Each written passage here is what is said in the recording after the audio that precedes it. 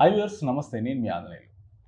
ఆంధ్రప్రదేశ్లో జరుగుతున్న హడావుడి ఎలక్షన్స్ రకరకాలుగా ఉంది. కాకపోతే దీంట్లో ప్రధానంగా చూసుకున్నట్టయితే 3 పార్టీలు కూటమి, అటు వైఎస్ఆర్సీపీ, ఇటు కాంగ్రెస్, సిపిఎం, సిపిఐ, అటు కాంగ్రెస్లో కలిసి ఉన్నాయి. దీంట్లో ప్రధానంగా చూసుకున్నట్టయితే కొన్ని కాన్స్టిట్యున్సీలను ఉన్న ప్రజలందరూ ఇష్టంగా కష్టపడి రకరకాలుగా చూసేది ఇటు ఎవరు చంద్రబాబు నాయుడు గెలుస్తున్నారు, ఎక్కడ జగన్ గారు గెలుస్తున్నారు, ఇక్కడ పవన్ కళ్యాణ్ గారు గెలుస్తున్నారు, ఇక్కడ షర్మిల గెలుస్తుంది. ఎందుకంటే ప్రధానంగా కనిపించే ముఖాలు కాబట్టి. వీటన్నిటి గురించి మన ముందు మాట్లాడడానికి ex deputy collector, political analyst Ram Gopal Rao గారు మనతో ఉన్నారు.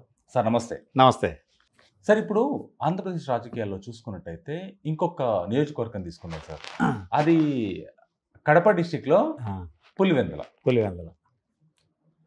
వైఎస్ఆర్ వాళ్ళకి, రాజశేఖర రెడ్డి గారికి, వాళ్ళ వైఎస్ఆర్ కుటుంబానికి పులివెందుల కంచుకోట. అది కంచుకోట.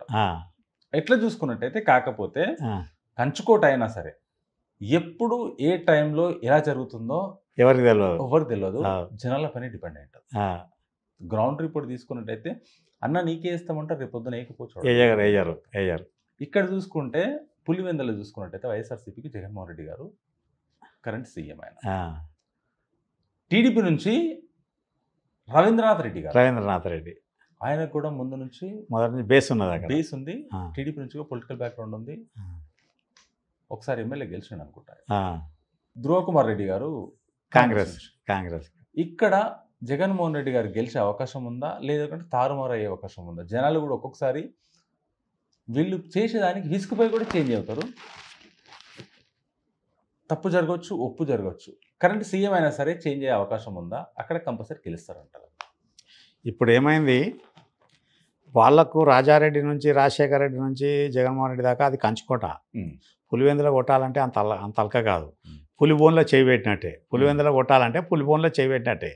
అదొకటి. ఎందుకు అంటే అక్కడ ఫ్యాక్షనిజం ఉన్నది కాబట్టి ఇప్పుడు ఓట్లు ఇంతకుముందు గతంలో ఏదైతే ఉందో బ్యాలెట్ పేపర్ సిస్టమ్ ఉన్నప్పుడు మొత్తం అన్నీ కలిపి కౌంటింగ్ చేసే పరిస్థితి ఉండే, పోలింగ్ బూత్లు అన్నీ. ఇక్కడ ఏదైతే ఉందో బూత్ వైజ్ లిస్ట్ వస్తుంది. బూత్ వైజ్ లిస్ట్ వస్తే అందులో వీళ్ళ ఎక్స్పెక్టేషన్ ఎంత, వీళ్ళకు గతంలో ఏమొచ్చాయి, ఇప్పుడు ఎన్ని వ్యతిరేకత పోయిందన్న దాని మీద ఐడెంటిఫికేషన్ ఈజీ ఉన్నదండి. ఓటర్ ఐడెంటిఫికేషను ఎవరు వ్యతిరేకులు అన్నది వీళ్ళు కనుగొనగలుగుతారు అన్నట్టు. అట్లా డబ్బులు తీసుకొని ఒకవేళ వాళ్ళు ఉల్టా చేస్తే కూడా వీళ్ళని తర్వాత తదనంతర పరిణామాలు ఏందన్నది కూడా వీళ్ళు ఆలోచిస్తారు ఓటర్ అక్కడ. ఎందుకంటే అదొక పెద్ద కంచుకోట. అది గుత్తాధిపత్యము, కంచుకోట, డామినేషను అన్ని విధాల వాళ్ళది అప్పర్ హ్యాండ్ ఉన్న కంచుకోట. కాబట్టి పులివెందుల జగన్ ఓడిపోవడం అనేది సాధ్యపడదు. అది ఎందుకంటే బెనిఫిషరీస్ ఉంటారు, సీఎం కాబట్టి అందరికంటే ఎక్కువ బెనిఫిట్. మన చింతమడకల కేసీఆర్ కుటుంబానికి 10 లక్షలు పంచిండు కదా, ఒక్కొక్క కుటుంబానికి 10 లక్షలు ఇవ్వడం జరిగింది క్యాష్. మొత్తం తెలంగాణ ఇచ్చిందా ఇయ్యలే కదా. ఆ రకంగా కూడా ఇక్కడ పులివెందుల్లో కూడా కాన్స్టిట్యున్సీ వైజ్ కానీ ఏది కానీ మొదటి నుంచి రాజశేఖర రెడ్డికి మంచి పేరు ఉన్నది కాబట్టి రాజశేఖర రెడ్డి పేరుతో వారసుని కింద లెక్క. ఈయన ఏదైతుందో షర్మిల వ్యతిరేకం చేసినా, ఆమె పేరైంది విజయలక్ష్మి వ్యతిరేకం చేసినా, ఏది చేసినా కానీ జగన్మోహన్ రెడ్డికి ఓటమి అన్నది ఆడ ఓడిపోయే ప్రసక్తి లేదు, రాదు. ఓకే. అందుకోసం ఆ కుప్పం కంటే ఎక్కువ ఈయనకు స్ట్రెంత్ ఎక్కువ ఉంటుంది కాబట్టి ఈయన బజప్తా రెడ్డిల సామ్రాజ్యం కాబట్టి పులివెందులో ఖచ్చితంగా జగన్ గెలుస్తాడు. Thank you sir, thank you very much. మీరు మా దగ్గరికి వచ్చి ఇంత టైం కేటాయించినందుకు థ్యాంక్ యూ సార్.